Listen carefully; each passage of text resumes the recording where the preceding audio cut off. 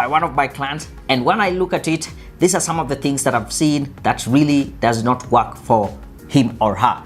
He did put his first and last name as the header of the CV. That means every page you look at it, it will have his first and last name, which I think it's a lot of repetition, and it also takes up more space and makes the CV a little bit longer, as we will see when we look through this CV. I have changed some of the information so that you are not able to identify them, so like the name, the phone numbers, and other very important for privacy purposes, but the rest of the CV is exactly as it came in. The other thing I can see just right from the top, what you are seeing here, this is what we call above the fold. What I am able to see when I look at the CV without scrolling down. And every time you look at your CV, ask yourself, when someone reads this part only, can they be able to figure out what I am able to come in and do for them? Like, can you figure out what this person can do?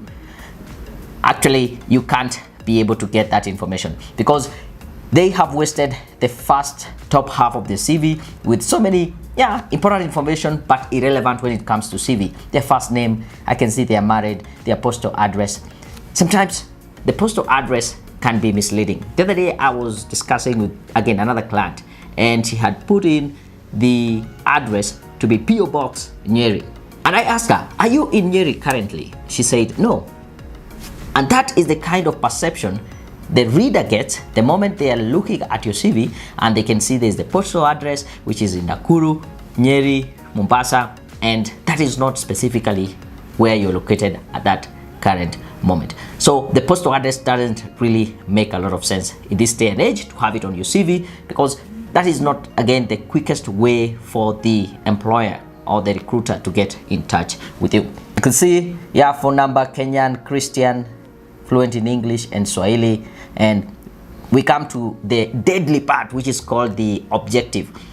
I have said this over and over. I think other videos, I've also done another video why you should not have the career objective section in your CV. I think it is up here. I'll link it in the description of this video. Now let's read this person's objectives. When I highlight this part, seeking a challenging environment that encourages continuous learning, creativity, and which provides exposure to new ideas and stimulate personal and professional growth.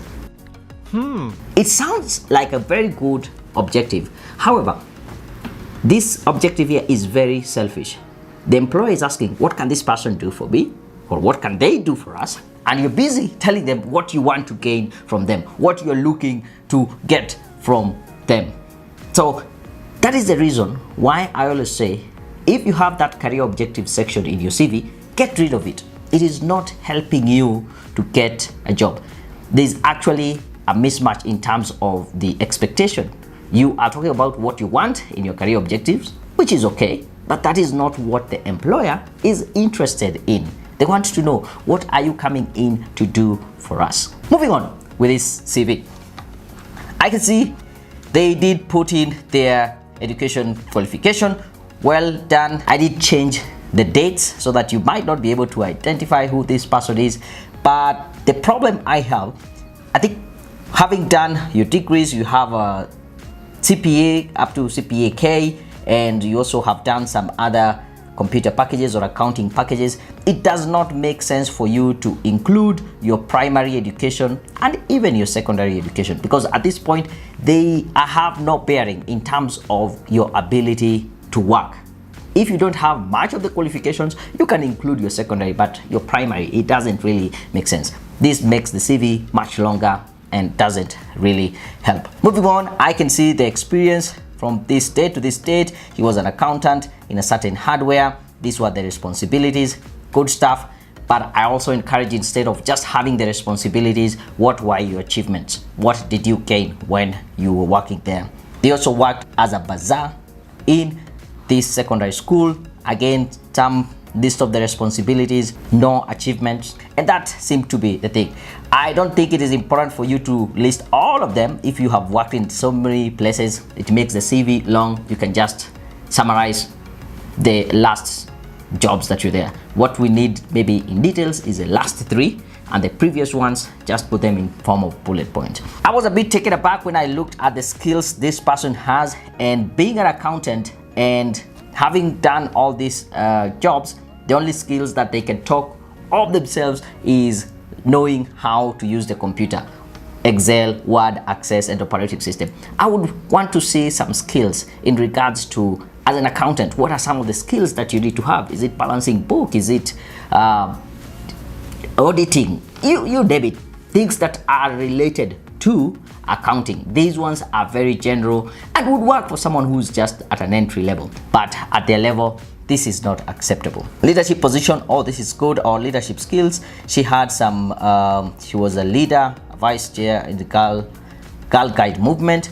Then there's a big blank space. I don't know why. Then she lists extracurricular activities, personal attributes, and finally we have the referees. I like the fact that this person was able to put a referee from the secondary school where they were the bazaar.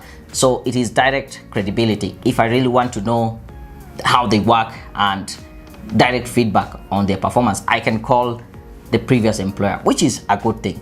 I can also see they put one of the lecturers from Egerton University, and that is where they did their bachelor's in accounting. Is it bachelor's in commerce accounting option, and which is good. I saw this part and I wasn't sure if this is supposed to be your CV. I don't think putting this section, the declaration in your CV, is important.